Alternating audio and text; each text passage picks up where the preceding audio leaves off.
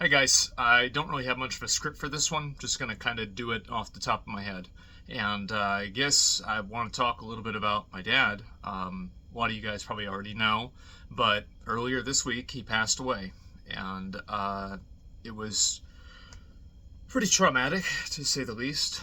And I was there with him the whole time. It was just me and him. And I kind of want to talk a little bit about it and explain kind of where I'm at, and also kind of like give you guys an explanation of, oh, why hasn't he been on? Well, that's the reason. 3 or 4 days before he passed, the doctors told me that, well, actually, let me take a step back, okay? So, ever since about 2023, his health has been on the decline, and it has been on the decline despite his best efforts. He had fought against multiple infections. He got pneumonia 6 times in 2 years, basically, maybe a little bit longer than that. And one of them ended up, the most recent one, ended up leaving him hospitalized. That was the one later in June. And that's whenever things really, kind of the temperature of things really got turned up and it started getting really bad.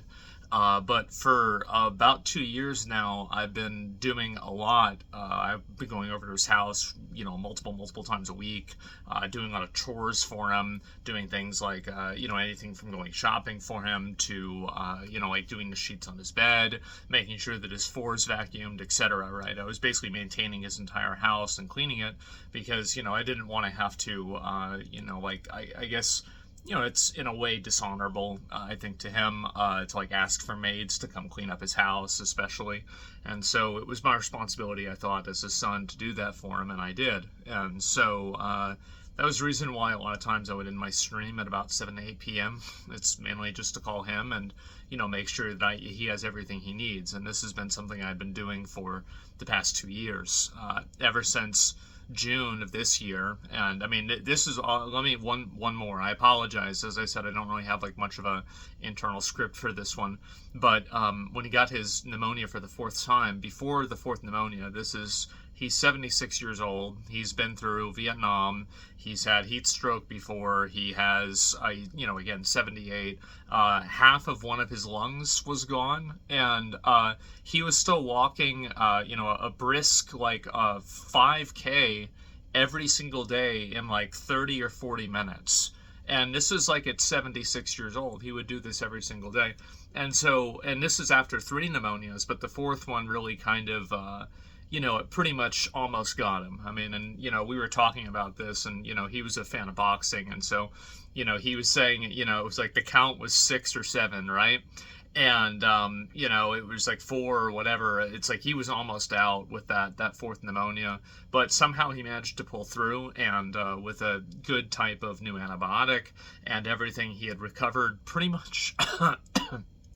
Excuse me, pretty much entirely. And this was kind of like, this had gone relatively well. Like, he was going back to being at the store. He lived alone pretty much his whole life. And, even at the end, I would come over every single day and help him for hours, but he did live alone. Like, he would shower by himself. He would be able to take care of himself, cook himself meals, etc. Although that was something that I was kind of like, because I could see, I'm not stupid, right?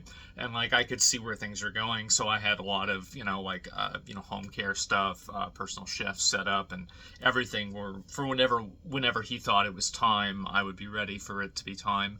And so ever since 2023, he and I had been on relatively the same page that we were kind of living on borrowed time. And it was a miracle that he even came out of that pneumonia at all. And we ended up being able to, earlier this year, go to Florida. And Florida is where I was born. It's where he grew up as well. And it's where the majority of my family is. And so we went out there, and I think back right now to, like the fact that we were able to go out there. He was able to see everybody in the family and spend all this time with them. And at the time, I was very frustrated because I had to take time away from my stream. It was the same week that Expedition 33 came out. I was very frustrated and annoyed, also Oblivion. But, I look back on that, and I'm just so proud and happy that I ended up making that decision at this point, right? Because he was able to see everybody, and he saw them in good health, too. Like, he was... I don't know how this even happened, but he was 78 at the time, and he was still walking around and, like going from like 9 a.m. to like 2 a.m. every single day. And so he had an incredible amount of energy, had like multiple jobs. And so now I guess now I can finally go to the recent period of time, which is whenever I kind of started being very intermittent in my streaming. You can look at my graph, and like my stream hours had went way down, right? And this was the reason. It was because my dad had been to the hospital 3 times, and the third time was obviously the time that he didn't leave. But the first time he had pneumonia, and he called me, and things just progressively got worse.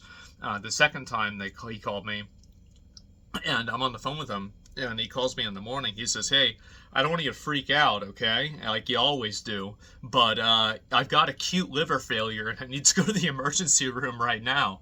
And I'm like, I was like so in shock. I was like, I didn't know what to say, and so I asked him. I said, "Are you cooked?" And he's like, "What does that mean?" I'm like, "Are you dead?" And he's like, I don't know. Let's go find out." And I'm like, "Okay."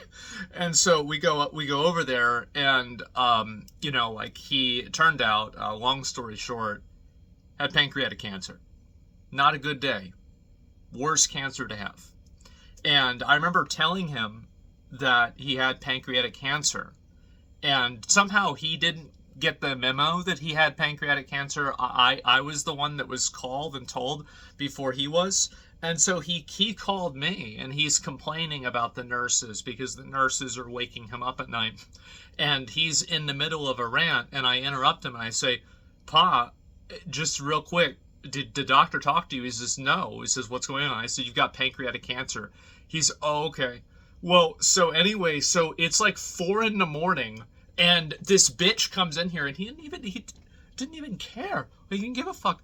And so, and it was honestly, like, I've never met a person in my entire life who gave less of a fuck than my dad. It's honestly been inspiring to me, and hopefully I try to embody that as much as I can. But it was really astonishing. And so he was in the hospital for that, and he came out of that, and obviously we went to the oncology place. And guys, I hate to say it, man, like I've been to hotels that are worse and that don't look as good as these oncology fucking places, these like clinics, everything. Never curing cancer, bro. Like this is like they've got like fucking like everything is wood, like like polished oak, and like you go into the bathroom and it's got like almost like a golden fucking toilet. So yeah, guys, I don't know about this whole cancer cure thing you've got going on.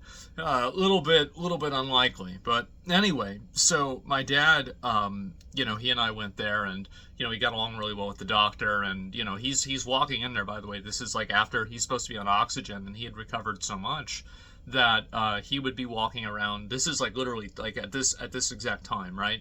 More than about 2 weeks ago, he was walking around the local grocery store here at HEB. He was walking around with no oxygen, the whole store, just talking to people, shopping like normal, right? And then, it was really the chemotherapy, I think really was what got him, is that he had his first thing of chemotherapy. And then this is like the same week that he was actually walking around the store. So like he had even got chemo. He was still walking around, no oxygen and everything. After the pneumonia, after the pancreatic cancer diagnosis, he was stage 2A with pancreatic cancer. So we were talking about like maybe like they were able to do a procedure to remove it. In retrospect, this procedure, if I think back on like what do they really do? This is like something that they would do in like Game of Thrones, right? It's like this isn't a surgery. This is like a procedure done by a medieval alchemist, and I don't really think that he would have probably enjoyed that. And it's like realistically, I talked to my aunt about this, and she said, like, just do not get this procedure. It's really, really bad. It's actually worse. The treatment is worse than the disease. Just enjoy your last 1.5 to 2-3 years, and like, trust me, it's going to be better. Because also, whenever you remove it, there's a chance that on a microbiology molecular level, the cancer does end up spreading anyway. And so but there have been no metastasizing, etc. And my dad wanted to go through the chemotherapy, and he said, "All right, let's fuck it, let's just do it." And I said, "Okay, all right, well, this is what you want to do. We're gonna do it, right? It's his life." And so anyway, we went through it. Second chemo, the day of his second chemo, like he had been feeling like kind of not really great, but I had kind of chalked that up to the first time he had gone out and done all that stuff that one day. And it's like you haven't gone out or done anything for an entire month. You haven't driven a car for a month, and you do all of this, and you go to the bank too after this. And big surprise, you know, you're not really doing super great after that. But anyway, this is like maybe about like a week and a half ago. Like we go to the second chemo appointment, and he comes home, and he's like talking, like he's, oh my god, he's talking nonstop, right? And so on the way home, and then halfway through the way home, he was just like, right, he was tired. And like I get it, like because he's done this before, right? I didn't really think much of it, but he comes back home and he just collapses on the bed, and he's like, after that, he's like super like cold, he's shivering. The house, by the way, like we forgot to turn on the AC, it's like 90 degrees Fahrenheit. It's so fucking hot. And so anyway, you know, he's sitting there and he's freezing cold, and his back's hurting him, he can't fucking catch his breath, everything is awful. And I'm like thinking like, okay, well, I want to go home and get ready because, you know, I want to go live tomorrow. But like I couldn't do that because he was just in this situation. So you know, one thing led to another, and I ended up just sleeping on the floor next to his bed that night. And you know, he couldn't catch his breath all night. It was just awful. The next day we had an appointment for a pulmonology appointment, and we figured, well, I mean, instead of just going to the hospital, we might as well have them admit us to the hospital, because it was pretty evident that that's what was going to happen. And so we go, and you know, I have to, you know, take him in a wheelchair, and you know, everything like that. He's on his oxygen, etc. And you know, like he's not even like super really responsive. Like, you know, usually like you guys have seen him like talking like multiple times. Like he used to be a college professor, right? I mean, like he was extremely sharp. And you know, this is something that, like, I mean, besides like this last like week and a half, he'd never really lost much of his edge. And anyway, so you know, basically like this is what happened. And you know, he just kind of he went to the hospital, and obviously his blood pressure was like 70/50. So that's not a very good one, is it? And he goes to the hospital, he gets admitted, and things basically are not good, but they're, you know, like, oh, we think it's this, we think it's that. The end result is that I don't think that they ever really found out entirely what was wrong with him. But in my opinion, it's like, oh yeah, you go and you get chemo, and then after that you collapse and have a massive fucking crash out where you can't breathe. Probably it was because of the chemo, right? I mean, I can't be sure, but that's pretty much it. And so 4 days before he passed, 3 days before he passed, the doctors, I had two doctors in there telling me that, you know, it wasn't a matter of if, but when he gets out of the hospital. I'm pulling into the hospital the next day. The doctor calls me, and she says that, well, we don't know if he's going to leave the hospital. So whiplash, to say the least. And I'm like, I'm freaking out, right? I mean, like, it's just like, this is just, oh my God, right? Because I'm dealing with this, by the way, primarily by myself. You know, like all my family's in Florida. Lucky enough, and I'll get to this, but I was able to handle all this on my own. I did all this by myself.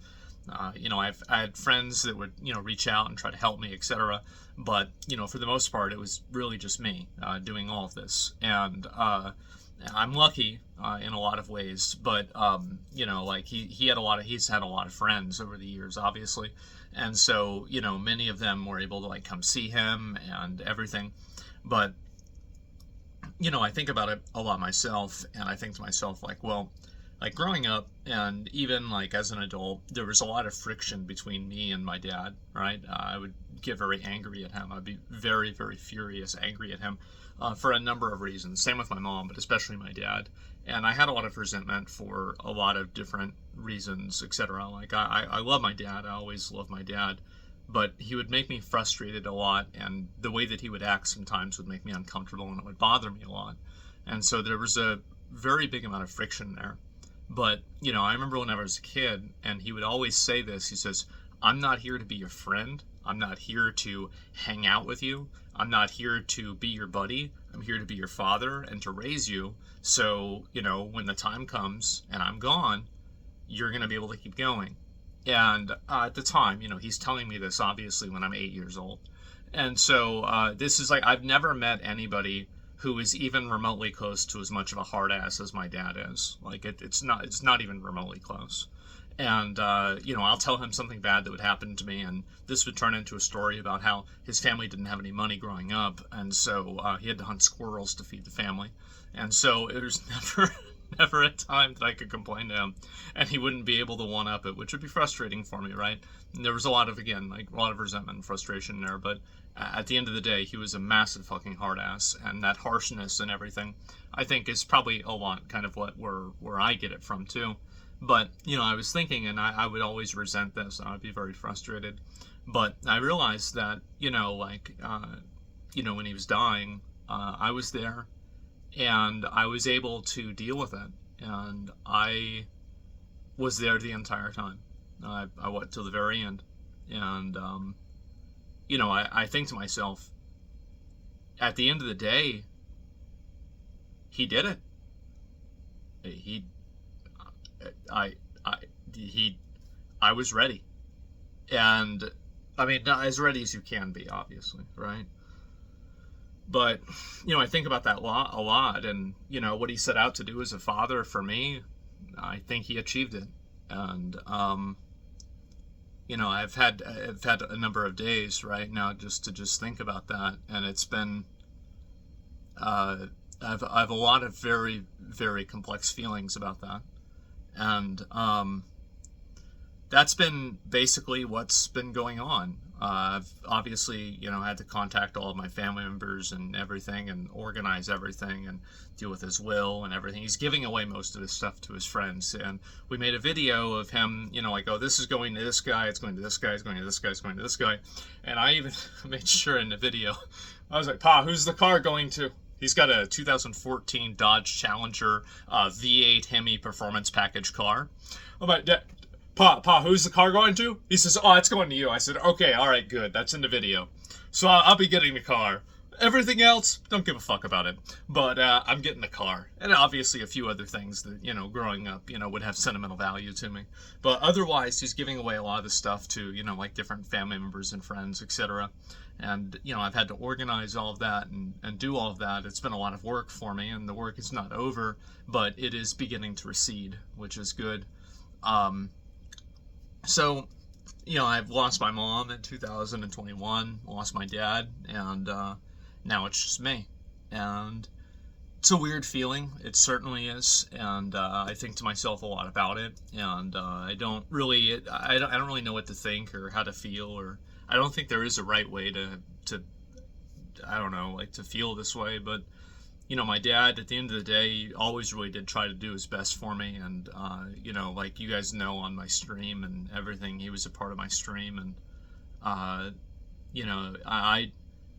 don't think I'll ever really be the same after losing him and going through all of this. But, I to be honest, the only thing that I really felt is that I felt really sad when he passed away, is because there was things that I had wanted to do for him, right? Like, for example, he's a veteran, he's a Vietnam veteran, and I had wanted to go and have him take one of the honor flights to Washington, D.C. and see the memorial and everything. And this is something he had wanted to do, and I had agreed to go with him and to do that. And because you have like a +1, and, they take a lot of the old vets there. And, I was really sad. There was that and a number of things. And to be honest, like, not capitalizing and not doing more of those things. Obviously, like, I did a lot of things with him, but I have a tremendous amount of regret for not doing more. And it's one of those things where, I've had only a few of these in my life where you actually can't undo this. You can't go back and redo it or fix it or undo it or anything like that. You just simply have to live the rest of your life with the consequences of it. And knowing that is I hope I don't make that mistake again. I will do my best to never make that mistake again. I'll tell you that. And that's pretty much about it. um, you know, it's weird even now. Like I'll like think about it's like it's 7 o'clock, 8 o'clock now, right when I'm recording this, and I'm like thinking like, oh, I should probably call my dad, check in on my dad, and there it is, right? And so I it's gonna take me some time to kind of like get past it. I remember this is the day that we agreed to put him on hospice. I come in and it's like 2 p.m. or like 3 p.m. I come into his room, and he says, "Well, why aren't you streaming?" And I'm like, "What do you mean? Why am I not streaming? You're fucking dying." Like he's like, "Ah, just whatever. Well, you need to go live. Like, what are you doing?"